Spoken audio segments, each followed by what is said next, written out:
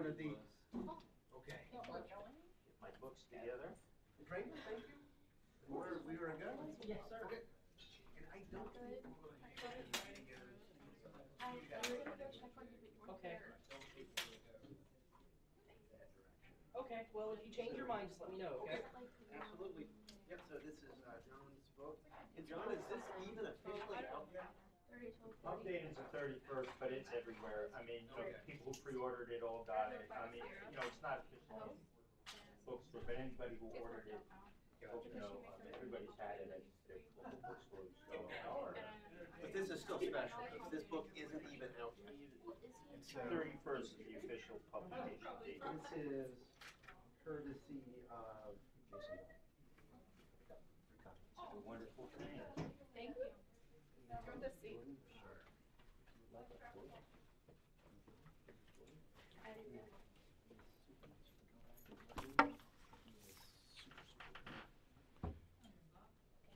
If you need me to move that microphone, just let me know. Okay. Thank you. It's just that little black box there. It should be okay. Courtesy of Jason.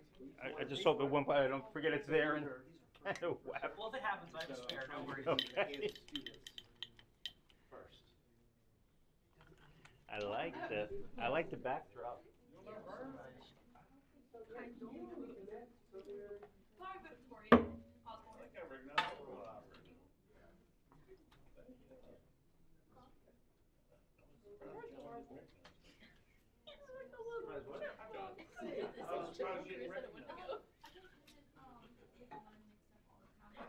How are you? The hair. He used to have long hair. Now you can tell us apart. Yeah. He did that on purpose. Oh. I don't see that at all, but I'll take your word for it. Oh, set this one. I have a hard time with this. This here with. Why did you say that? Why do you do that? So, how many places this week? Don't say this. That's a fair point. I mean, that is That's a good run. a back page point, still. Yeah. It just doesn't seem like it makes money. It's a good run. I should just like take a break. Now, did you get that email? Been good, my voice is still there. That's good, I actually got sick. That's good. Not going so far. Had the tire emergency. I wish I knew which one. On the road. And sometimes you'll have to tell me how you did that with. Well,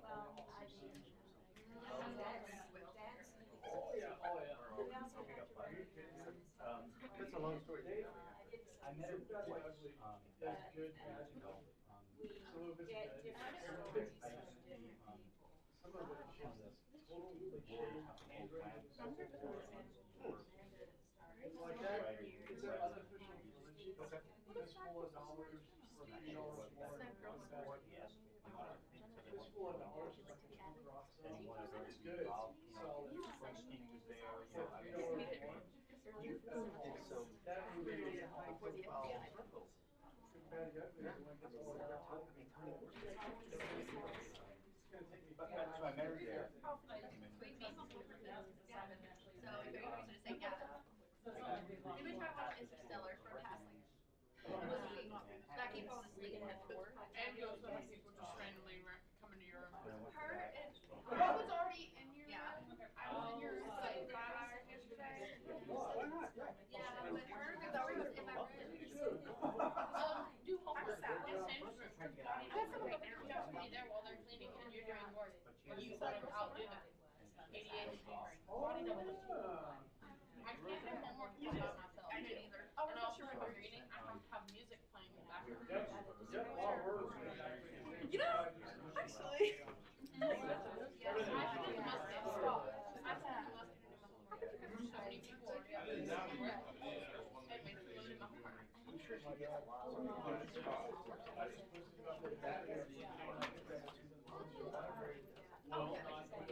She's eager, she's also wanting to get her. I believe that. I mean, that's my First year. Her Victoria.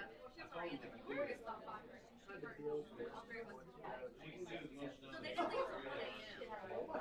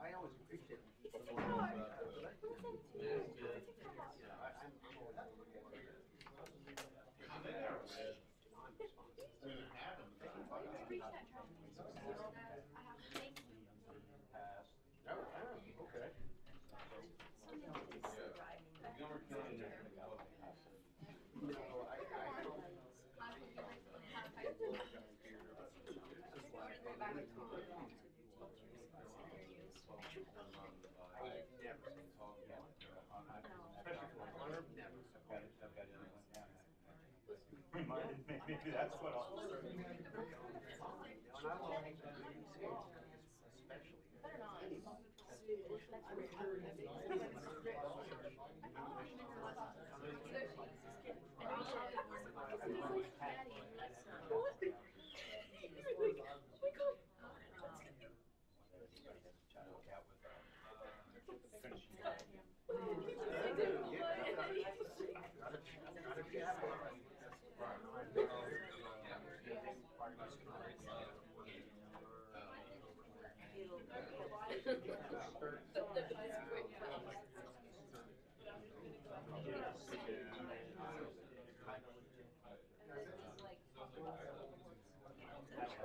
No.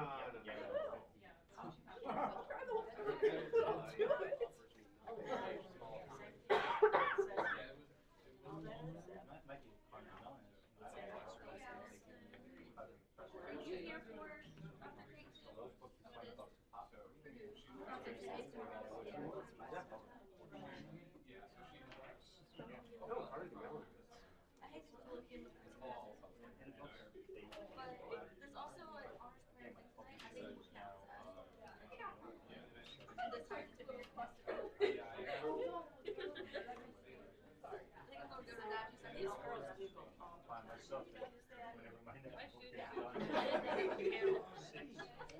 Without But a. happiness is when you take it over. No, this is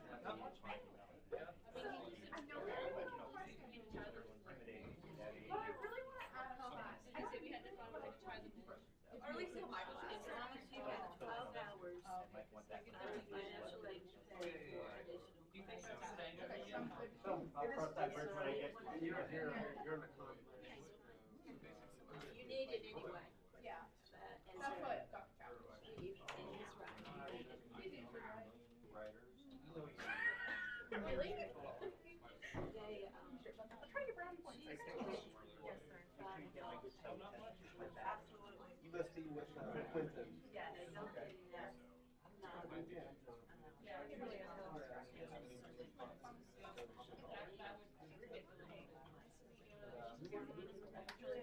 Julia Hill, she's with our marketing. What's your name? Grace. We're overwhelming me. I couldn't think. See what was out there. That's not the first time you got my name wrong.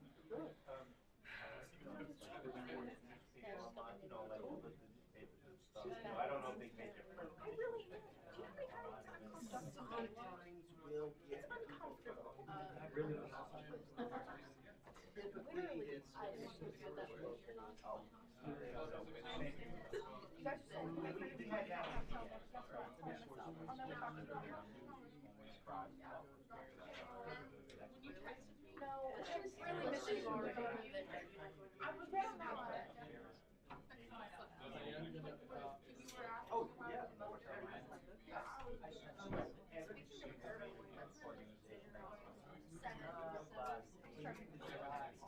It's really small, it's very.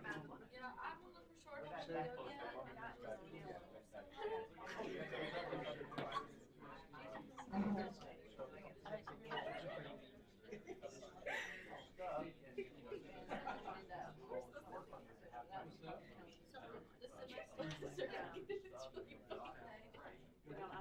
I know, I may not go to the museum. This is my friend. I've got to go. We're just together. We look at the try. Or I go to the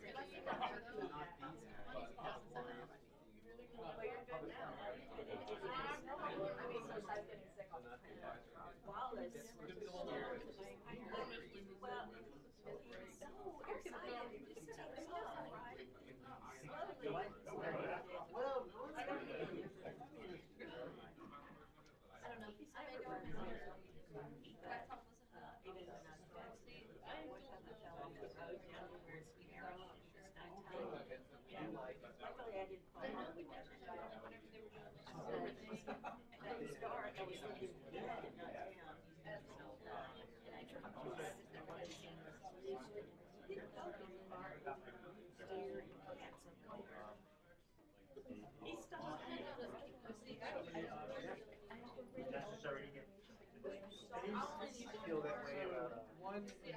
NC State. Aware of the outdoors and bundles, hiker, yes, I'll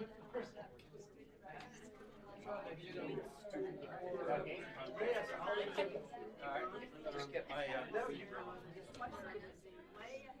We want to be way ahead of me. That makes sense. That makes sense. Every time.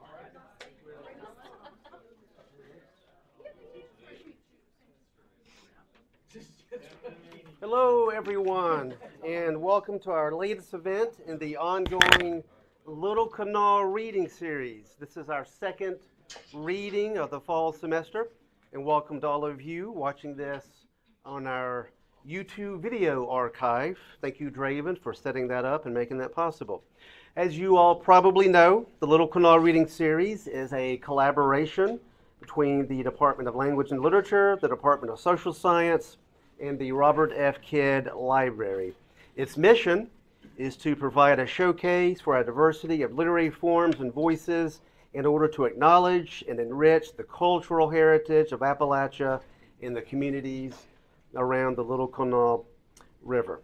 Before I introduce this afternoon's reader, I'd like to thank Jason Gum in the RFK Library for once again hosting us, letting us use their space, and for providing snacks as well. I'd like to also thank GSU's Foundation for generously providing funding for this.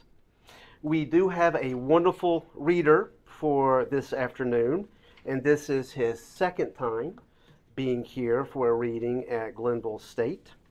John Hoppenthaler is the author of 4 books of poetry. His latest, brand new, in fact, you guys were holding previews of it. It's not even officially out yet, so you guys are fortunate to have the pre-release of this book. Nightwing over the Metropolitan Area. And I'm sure John would be more than happy to sign copies of this. He's also written Domestic Garden, Anticipate the Coming Reservoir, and Lies of Water, all with Carnegie Mellon University Press.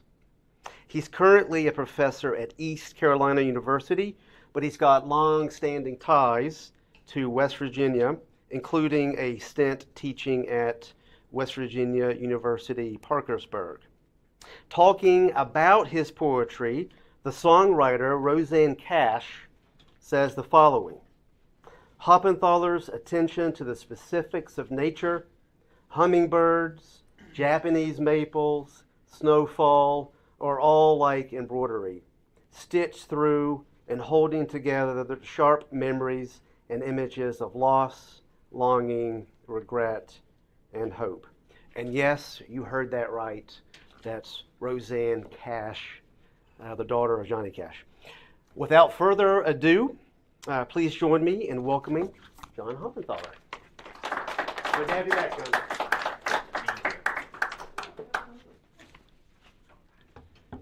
Hi. It is great to be back here at Greenville.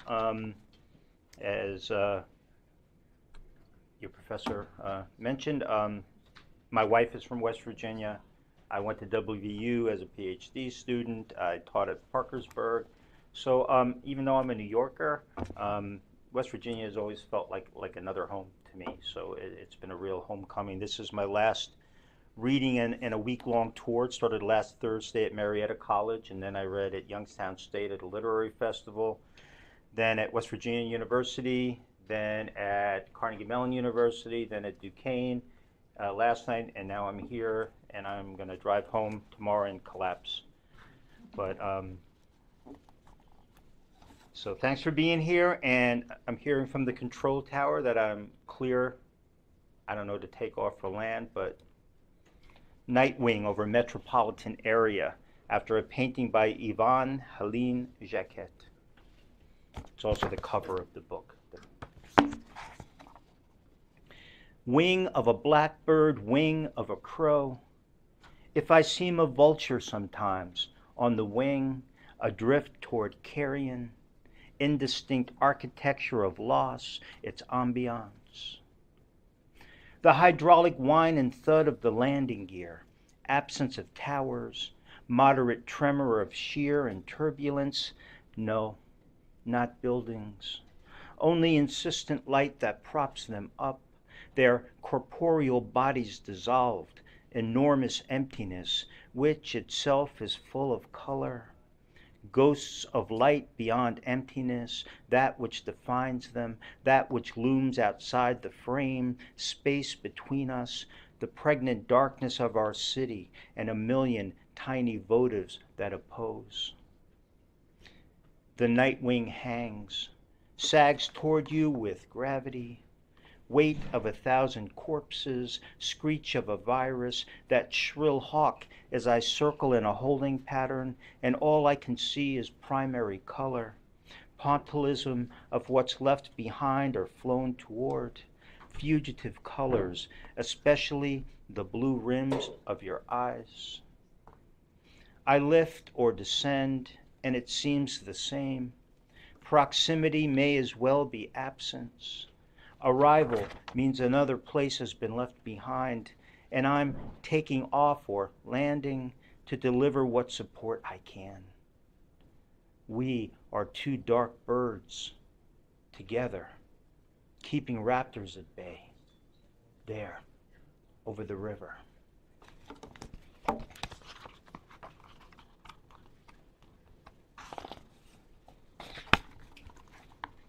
At 2 a.m., there is moon enough still to walk home by, though that destination has grown hazy with time and entropy. What had been a country road became a suburban artery and is in no way historic except in the way those who live in a place deceive themselves with the notion that theirs is a landmark experience. I take note of where markers might be placed had someone notable lived here. On this spot, he fell from his Schwinn Stingray attempting a wheelie. Or here's the place he stood with binoculars, peering into spectacular Beaver Flanagan's bedroom window. At the lawn's corner, a metal pipe driven in to show the property line still there, right where the for sale sign had been staked. The blinds are down in the room that had been my parents', nothing to see here. And besides, headlights are coming on, skittish nighttime creatures, romantic lies of moon and stars diminishing, brightly lit against dark morning sky.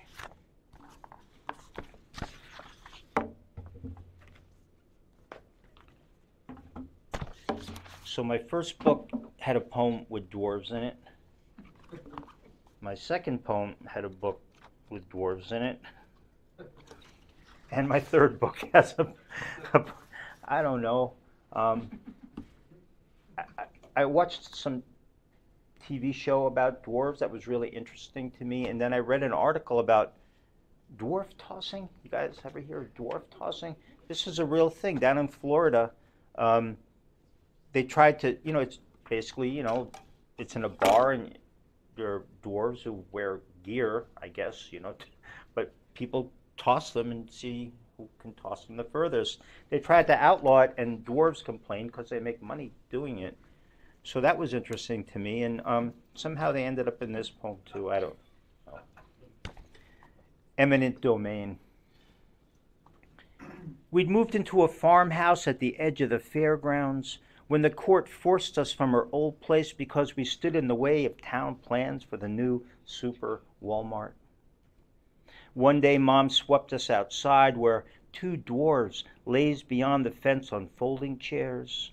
One smoked a cigarette and one was peeling a clementine. It was exciting for us to see that the circus was in town. Life had grown predictable. We were lonely and had spent the whole summer prying apart dried buns of horse manure with forks. Someone had told us that a county fair pony had swallowed her mother's diamond ring, had lunged for the sugar cube cupped in her hand. Our patience had nearly run out because summer was history and school would soon begin. This was consolation. From the distant side of the field we heard hammering. We saw the big top arise against the cotton candy sky. The dwarves by then were playing chess. A third had appeared to egg them on. The sad one seemed to take forever to make his next move. Thank God the animal trailers arrived. We admired the thoughtful elephant. Hungry ponies ripped at the Timothy. 2 llamas took it all in stride, while a withered lion paced around in his cage. That night, music churned from the dwarf's trailer window. We watched the one named Rico grill cheeseburgers. The song was crazy, one we'd never heard, and Rico stepped back from flames to play air guitar, flailing his greasy spatula for a pick. He snarled and he spat out some lyrics, but we couldn't make out the words. We found ourselves sneaking under the fence to have a look around before Friday night when everything would start, and no one seemed to mind. The world reared up huge before us, but the geeks were out there. Our father had told us we could end up in their bellies. Evening grew uneasy as Mother agitated the rusty triangle hanging from its hook by the kitchen door. Only the dwarves seemed to take it in stride. They'd heard it all before and couldn't be bothered. The lion was reminded and resumed his worried pacing. The elephant shat. The ponies shat. The llamas shat too. We crawled back through the opening in the fence. It was barely wide enough that we were still able. The little people could have followed had they wished. The new book's pretty depressing, so I figured I'd kind of dip back into earlier books with a little bit of humor content. But Happy Hour at Joey Roma's restaurant and bar. I write a lot of bar poems. I don't know why that is. Well, no, I do. I spent way too much time at bars as a young person on both sides. I bartended and Happy Hour at Joey Roma's restaurant and bar. The guy at the end of the bar, who'd been drinking vodka martinis for 2 hours, swiveled his stool as if making a difficult decision and had just decided to act. Bathroom break, I thought. But he tottered onto the riser in the corner, dropped his ass down on the bench, and bent into the yellowing keyboard of the scarred piano balanced near the edge. It doesn't matter what he played. It could have been any old standard. But the thing is, his delicate interpretation, how everyone stopped talking to listen for 5 minutes or so before he collapsed into a discordant heap. And then how most looked away and resumed conversations, ordered another round, twirled spaghetti on a fork. It all seemed part of the act. Nothing to see here, and when in Roma's. I've always wanted to be that stranger who materializes in a bar, has a few cocktails among locals, then sits down before the altar of all sad melodies, cracks his stiff knuckles, and begins to play. I fight the urge to go up and hug the man. He still has a song, and there are so many other tragedies.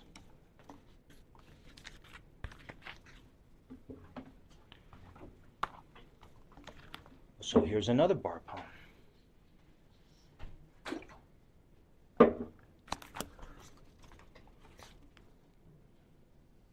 Wrong book. Right book.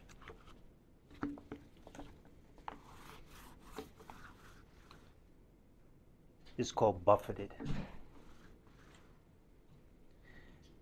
Stoned in the canned jangle of steel drum tunes in the faux tiki bar, I sit below dusty plastic fronds and nurse my drink. A few stools down, too precious for words, a tongue-studded, nose-ringed lesbian couple, heads bowed close, whisper secrets and softly laugh. I want their love to last. I order a plate of clams oreganado with crusty French bread on the side for dipping into the buttery broth that strongly hints at salty brine. Ted slides another frozen margarita down the lacquered surface of the bar top, while some raw tequila-up synapse fires, and I remember the Paul Simon song that mentions two fragile ex-lovers speculating over who's been damaged the most. Guess what? I think of you. How much like the book you said you could read me like this is of me. To flounder still in our marred way of being together in the world. I love the dead, dumb clack of emptied shells as I assemble them into a stylized pile, as if building an already weathered monument to sailors the night sea took away and never gave back. Damaged dreamboat, damaged land, damaged ocean, damaged man, damaged woman, damaged tide, damaged moon, damaged pride, damaged angel, damaged wing, damaged Jesus, damaged everything. I don't think it will last. Though the adorable lovers have now gathered tightly in each other's arms and seem, in this heartbeat, defiantly inextricable. Their matching dragonfly tattoos now visible, poised as if for transatlantic flight on each girl's right shoulder blade. I think of the artist's needle, how it broke the skin.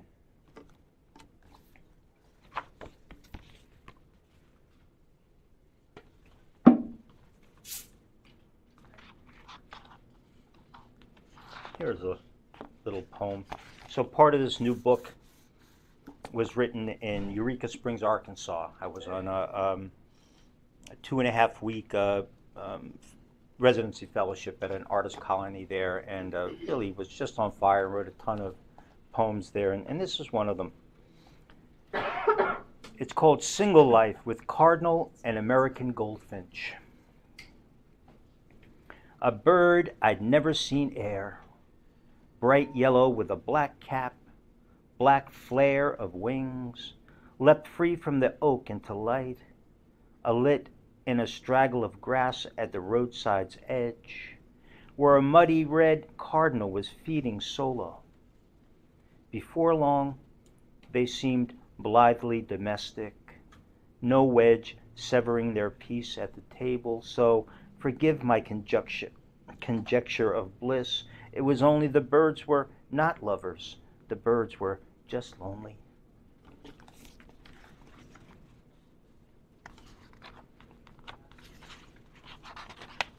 So part of this book is about my my stepson, who's 20 now, but suffers from some pretty severe mental illness stuff we discovered soon after I got married to my wife. It was her second marriage, so I inherited an almost 5-year-old, and just a few months later, stuff started to reveal itself. I'm not going to read too many of those poems, but this poem kind of touches on it. I had a residency fellowship to the Elizabeth Bishop House in Nova Scotia, and we went on from there to Cape Breton to go camping for a few days, and this poem kind of describes what happened, called Cape Breton Highlands. It could have been a bear, crack of a branch, snuffled breath in Cape Breton darkness. I jostled sparks from the fire to keep what was out there at bay, lay the final limbs of sugar maple onto embers. No one in earshot. My wife and stepson sleep while the tent billows a little in whispering breeze, wafting over the lake. Earlier, night nearly caught us on the hiking trail. We'd lagged, mother moose and 3 calves grazing there. We'd stumbled upon them, and she tilted her head as if she had antlers. 1,000 pounds or more of her hooved the ground. Just throw a rock, let's go, Danny complained. Picked up a stone the size of a golf ball. No!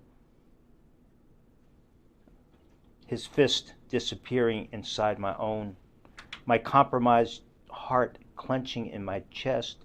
Coyote howled 100 yards away. Both mothers fronted their children. Gray sky had darkened to near black. I began to cudgel the ground with a thick branch, inched ahead, O Lord, until the moose diverged from us and ambled away. That was pretty scary. Anybody like Van Morrison? Yeah. This one's for you. Another theme of this new book has to do with my mom, who's passed away a couple of years ago now, but who had a stroke and spent many years in a nursing home, slowly devolving, and dementia was really bad. So this poem touches on that. It's called Bourbon Cigarettes, Van Morrison, Lake Anna, Virginia. The winds picked up, rattling half-dead leaves, snapping off acorns that clatter through branches and thud to the ground. Wasps circle the screened-in porch, probe corners, and the sky's brief flirtation with blue has passed behind the gray shade drawn over hills beyond the lake's far shore. Every now and then, a gust catches the ceiling fan's wicker paddles, and they turn slowly. It's nearly too obvious.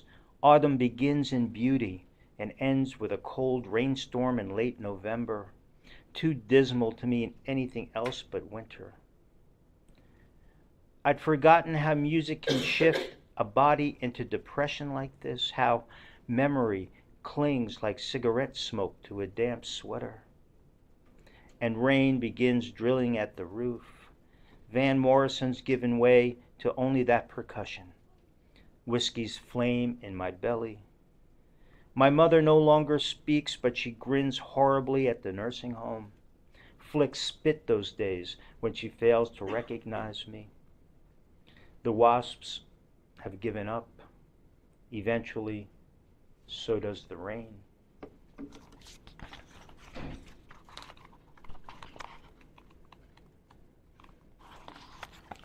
One week before the solstice, December 2020.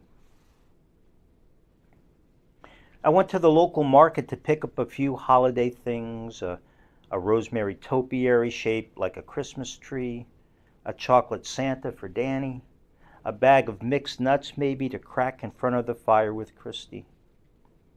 Disguised, I dodged masked strangers, remembered a miracle, gluten-free gravy and 3 lemons. The Electoral College confirmed Joe Biden today. The orange monster bound for one hell or another. But in the nursing home, my mother wastes away into a COVID New Year. Tomorrow, I'll arrange for a virtual appearance. Her room has a sizable window, so I hope for a flurry while we Zoom. She's lost speech, and her mind may as well be a nostalgic snow globe. With a slight jerk of her head, she'll conjure a beautiful landscape, captive and captivating, sifting in stray beams of remembered sunlight. An Amazon van rumbles through the cul-de-sac. I plug in the colored lights. Rosemary graces the air faintly with pine. Hazelnuts, walnuts, almonds, and pecans fill the festive bowl. Sally, the neighbor's border collie, begins to bark, and I'm grateful to be alone tonight. I'm filigreed ice, flimsy on the glittering surface of Pablo's metal water dish, short-lived, fragile as Mom's whisper in winter dark.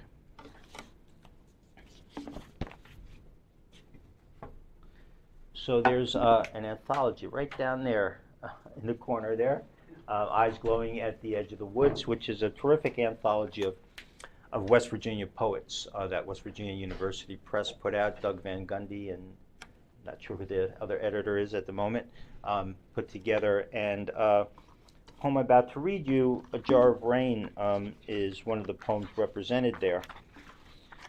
One thing I don't think was mentioned, wrong book. Oh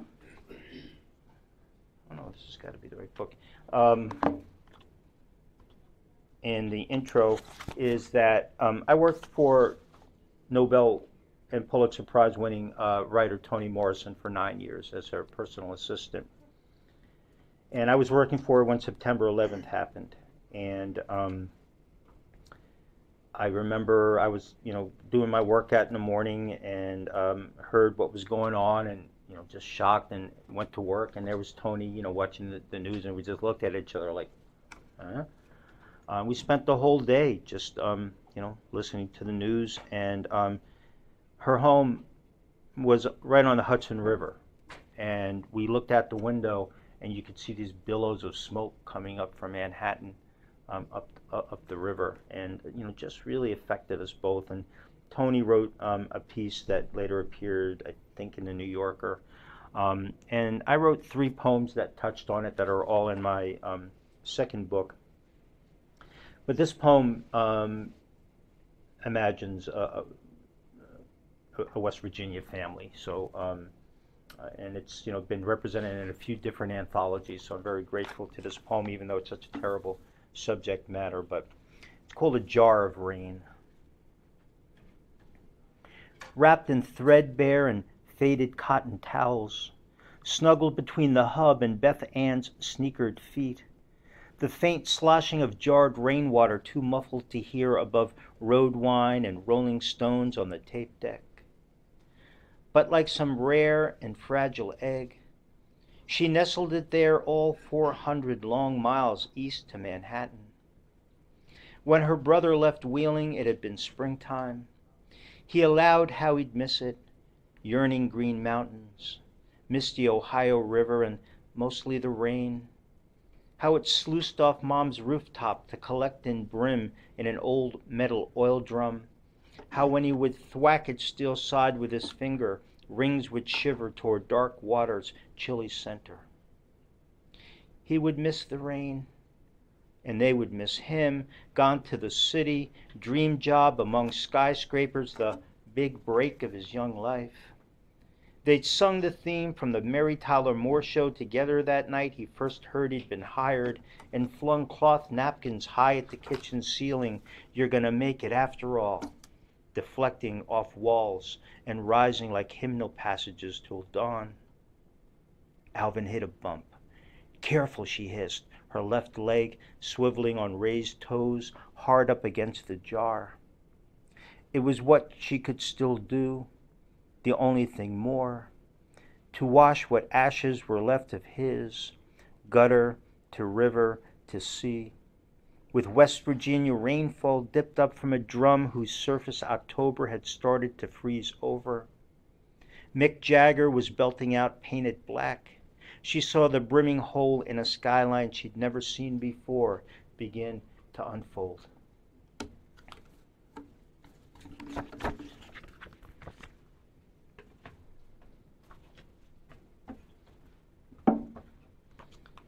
So here's another poem that's been anthologized a number of times. I read a few poems that deal with the ecology, and this is one from my first book that, like I said, has had legs and kind of has a life of its own.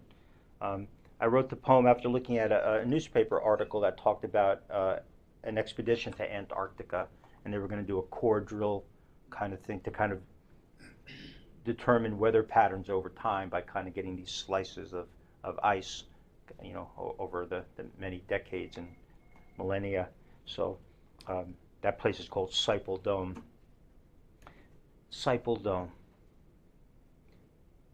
After 3 years of drilling, we reached bedrock, 2/3 of a mile under the humpback bulge of winter.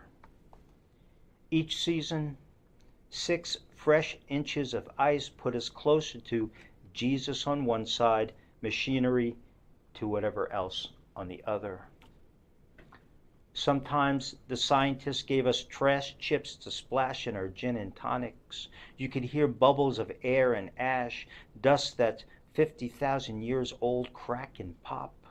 There's so much pressure at bottom, it squeezes a whole century into an inch-thick wafer of time.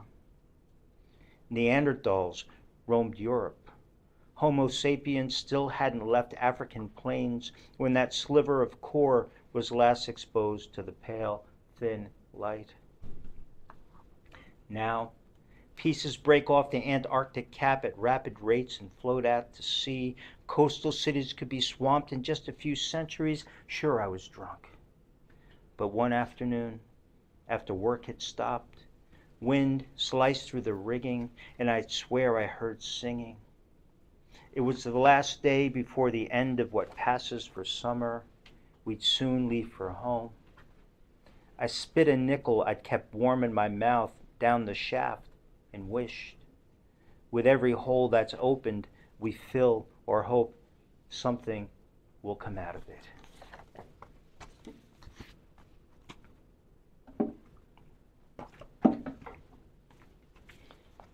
So I mentioned before that I worked for Toni Morrison for 9 years. Before Toni died, the Toni Morrison Society, this was a few years before she died, came up to Toni with a proposition. She had written an essay that's in her posthumous collection of essays, The Piece As I Am. No, this is The Source of Self-Regard, I'm sorry. And in one of her essays, she rused the fact that there was, that Black history wasn't really being presented as part of the master narrative, right? And of course, Ron DeSantis in Florida is currently trying to, whatever progress have been made to evolve that. But in her essay, she talks about there's no little bench by the side of the road where Black people can sit at these sites where Black history, was, and kind of just think about it and be there and muse their own history. And so the Toni Morrison Society then came up with this idea of placing these benches in various locations. There's one in Memorial Park in Nyack, New York, where near where Toni's home was. And oddly enough, another one is in Hilton Head, South Carolina, where my wife's mom and stepdad live. So we end up going there, quite a fair bit. And every time I'm there, I go and visit this bench, which is in this place called Mitchellville, South Carolina. And let me just read a little bit from the notes in the back here. So this was a town built during the American Civil War for formerly enslaved people, located on, what's now Hilton Head. Named for local Union Army General Ormsby Mitchell, the town was a population center for the enterprise known as the Port Royal Experiment, a program begun during the American Civil War in which former slaves successfully worked on the land abandoned by planters. The town or village continued relatively intact until the early 1870s, but sometime in the early 1880s, Mitchellville dissolved to a small kinship-based community that survived until somewhere into the 1920s, but then kind of just dissipated. So, so right now, all the original buildings are gone. It was kind of done by 1890, by the end of 1920. So they've kind of put up some, fake buildings, right, to kind of make it a historical site. And it's a great place. It's got all these windblown trees. It's right on the water. There's Spanish moss on the trees. So I love to go there when we go visit my in-laws and sit there for a couple of hours with my yellow pad. And so the poem I'm about to read is a little longer. It's like, 3 pages or so. But came out of like maybe 5 pages of notes on a yellow pad. Of course, Toni Morrison wrote every novel, everything she ever wrote, always by hand on a yellow legal pad. And I've always done the same, even before I worked for her. So one little thing we had in common. This is the last poem in the book, and it mentions a clapper rail at the end of the poem, and that's a kind of bird. Mitchellville, South Carolina, in memoriam Toni Morrison, 2/1831, 8/5/2019. In my head, I can't help but hear the stomp and shuffle, clap in joy of Christmas Eve into Christmas Day. Draped over live oak limbs, Spanish moss resembles the gray beards of elders. Its resilience, how it assimilates nutrients solely from air, trapping water and particulates, silver garland tossing its seed to the winds to survive. For the Mitchellville freedmen, perhaps it offered solace as they stepped from the praise house, fatigue and loneliness, emergent joy only such dedication to purpose can conjure. Ghost notes sound the morning mist. The salt marsh surrounds Fish Hall Creek, just below Port Royal Plantation, where contrabands would be enslaved. Tony, from your bench by the road, I look out over marsh grass, gray span of water in the distance, almost indistinguishable from sky but for one thin band of pale blue and, therein, the dark outline of a passing kayaker. I envision him one of the chosen, casting a hand-fashioned net from his bateau, the process unchanged from biblical times, skill passed from grandfathers and fathers, each net begun with 36 eyes tied together with 18,000 knots, 200 hours of labor to create meshwork with a 5-foot circumference. Some slaves escaped into the confusion of the Battle of Port Royal Sound. Others were just left behind. As in the aftermath of a hurricane, their owners later returned to see what property could be salvaged after naval ships and guns disappeared. In the end, it wasn't much of a fight. Each 12 by 12 shotgun house had its quarter-acre for farming greens and sweet potatoes. Tony, there's something in the tortured limbs of older trees that have withstood too many storms. The last time I sat here only 2 years ago, this bench seemed not so weathered. Now it appears tethered between spirit and flesh, shackles and levitation. Groups of vacationers, all white and COVID distanced, stroll by to visit the end of the dock. I don't think they know what this is. Beloved, there was a window, 10 minutes maybe, when it was all silence. Soon, elders appeared, faint clapping, stomp and shuffle, counterclockwise circle, song and praise, haunted chants the prayer house can't hold. They ringed the building, traversing time, turning to pure spirit before me. They lifted as one toward the ether, and even Jesus there to usher toward hush, the rarely seen clapper rail calling, riding this cloudy sky.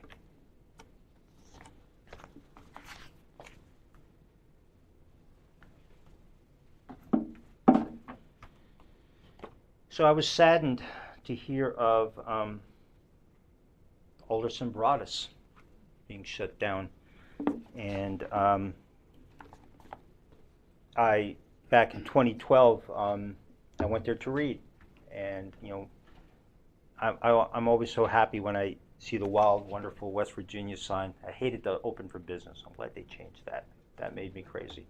But and I have a CD that now I've uploaded it to my phone, but that I made of West Virginia songs. And it always strikes me how like 2/3 of them are young people like you leaving West Virginia because there's nothing here, largely sometimes you feel that way. And, but my heart is still in West Virginia, and part of my heart is always going to be here, and what's happening at WVU just makes me want to cry. That place is very special to me. And Alderson Broadus gone too, and it just seems unbelievable. But this is a poem I pulled off the side of 79 because I got this idea for a poem, and jotted it down. It might have been on a paper plate or something I had in my car. I don't remember the initial draft, but it's a short poem, and it was indeed Maundy Thursday, or I was raised Catholic, so we call it Holy Thursday, Not that I'm Catholic anymore, but Holy Thursday 2012. Yellow and pink and the green-white petals of Easter decorate West Virginia's hills as I drive faster than I should, winding north on 77, and yes, I've got on John Denver, Almost Heaven. It's turned up loud and I'm bleeding along in an earnest way, the world filled with song. But Jesus is about to die. Vultures hover with divine purpose, nearly their hour, and yes, I've got on John Denver, Almost Heaven. Spring's giddy carelessness, its sex-driven euphoria is mountain liquor, and the thirsty dead will surely rise to wet their lips with it. They'll savor sweets from the festive baskets they're given. Yes, I've got on John Denver, and it's West by God heaven. And I will end with one last one from the new book.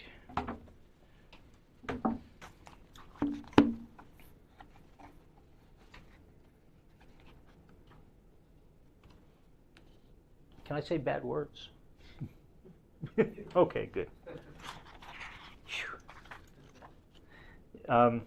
So one of another theme of this book is, I got married just before I turned 50. My wife's second marriage, inherited, a nearly 5-year-old, and then suddenly we're dealing with severe mental illness, and a young marriage, and just a lot of pressure on a marriage, and so that kind of pressure that was on our marriage kind of runs through this book too, and this is a love poem for my wife, but it's not a typical love poem, and it's another one of those poems I wrote while I was at Eureka Springs, and she wasn't happy that I was leaving for 2.5 weeks, because all of that falls on her shoulders when I'm gone, and he wasn't nearly as stable as he is now back then, so I felt that that for my wife certainly, and I too felt sad about leaving, but it's I can't write poems at home. I need to have this quiet space to kind of find to allow those synapses to fire. When I'm home, there's just too much going on, and I just can never find the way to make it work. So anyway, this is called Nocturne. Oh, another thing I should mention. Eureka Springs is a very funky place. If you ever get a chance to go to Eureka Springs, I recommend it.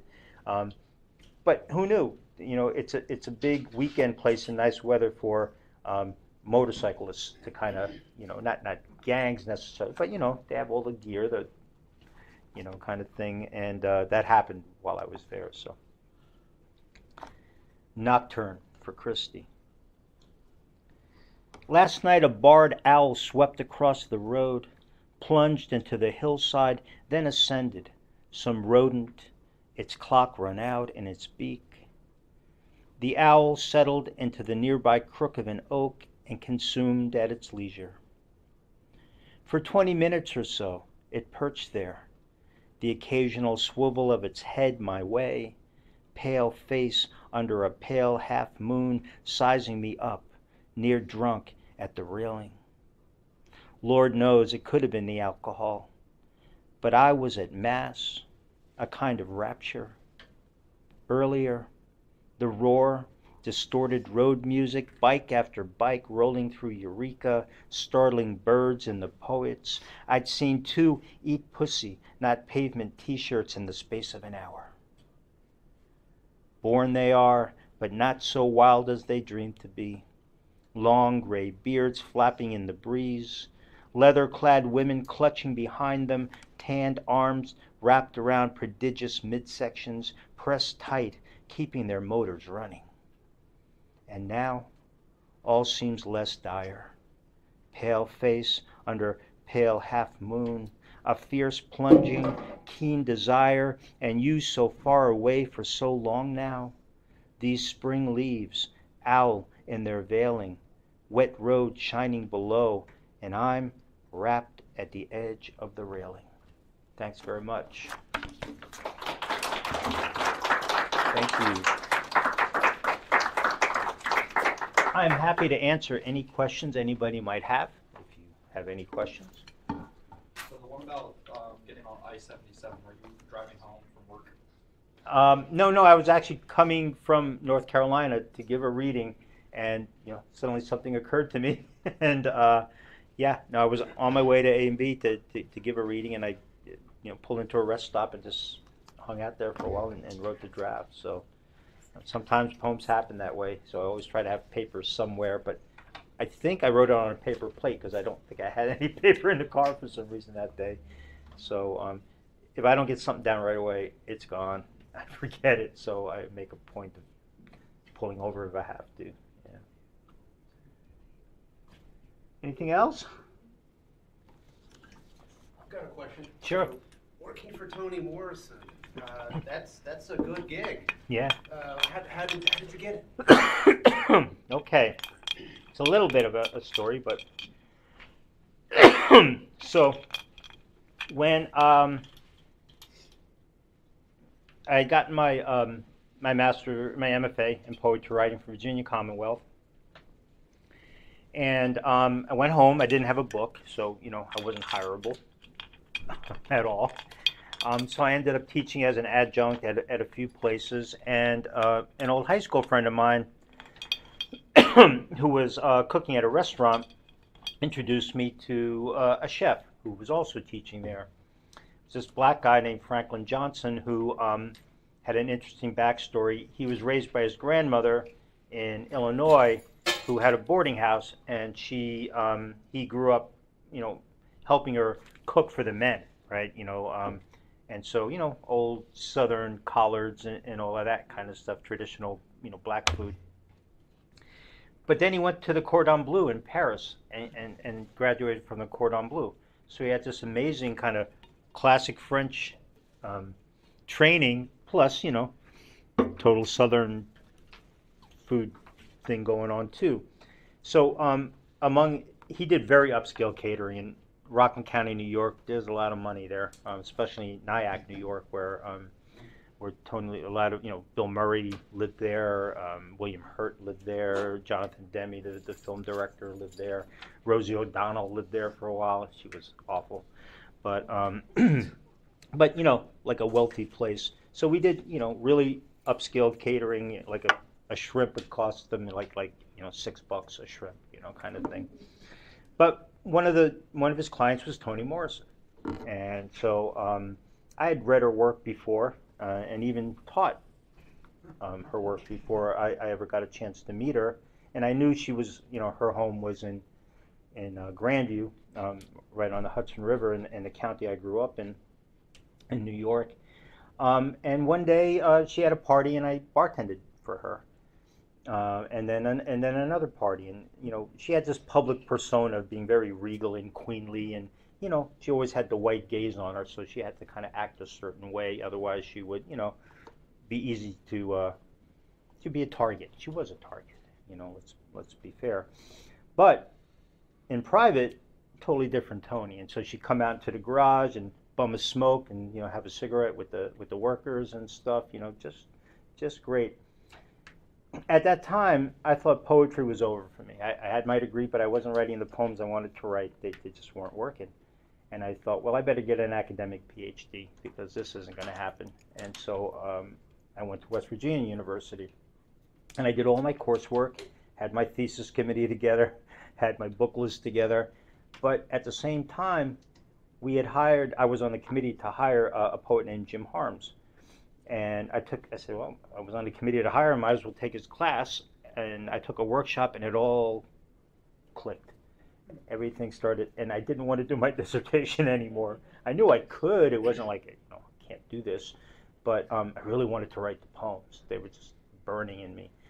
And, I told my friend Franklin that, I said, geez, I went back to New York and, he said, well, Toni's looking for an assistant.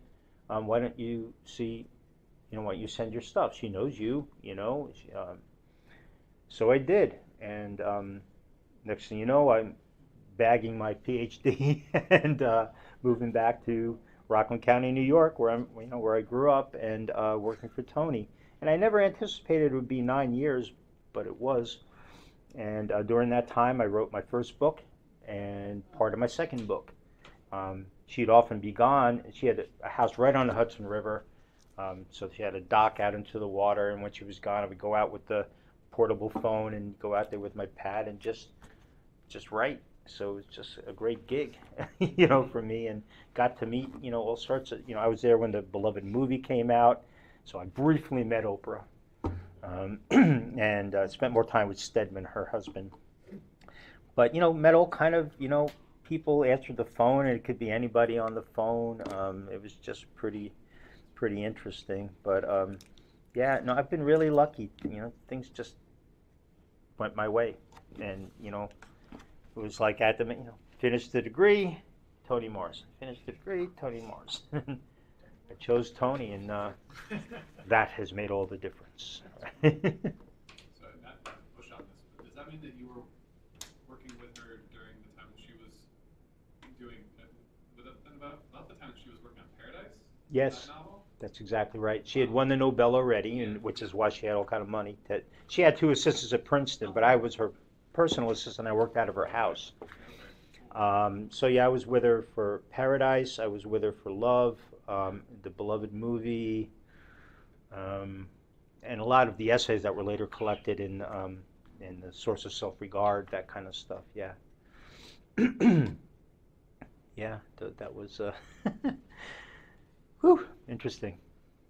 What was it in that class that made it click for you? I don't quite know, but maybe I was just ready, and he, the pump was already primed, and it just happened. Or, Jim's poems, right away when I started reading his poems, when I was on the committee to hire him, I was just like, oh, these poems are like the sort of thing I want to do, right? And he was a great teacher, and he brought great examples of writers and brought writers in that were really interesting to me, and so yeah, it just kind of all clicked. I was writing these little small poems that really didn't go real imagey and stuff, but they were, really weren't doing any. I wanted to go down the page and marry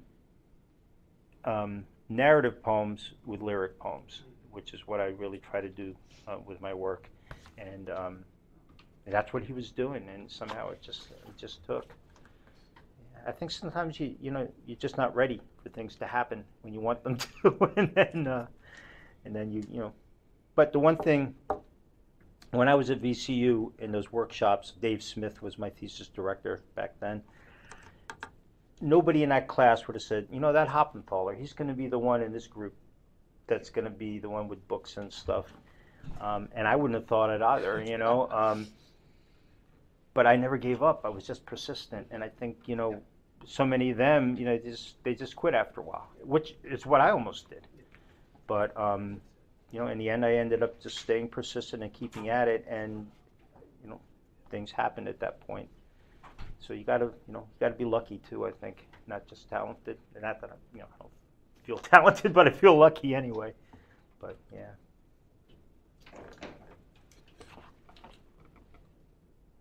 Anything else? Small question. Yeah. When did you teach at WVU? I taught there 2006. So just 2006? Yeah, and then I got the job at East Carolina University, so moved on from there. But during that time, I acquired my wife. We didn't get married till we moved there, but it was like, all right, I got this job, I got to go. Are you coming with me? And yeah. I lived in Marietta. I didn't live in Parkersburg, but that was fun living in Marietta. It's a cool little town. Well, thank you so much. I really appreciate you coming out. I hope those of you with the book, hope you enjoy it. I'm happy to sign anybody's book. I'll sign Walt Whitman's name to it if you want. Yeah, thank you, John. I appreciate it. Thank you. Hey, man, you want to stick around for another minute? Say hi to John. He'll sign your book. There's snacks still to be had, so stick around. Snacks are out. Yeah, thank you. That was terrific.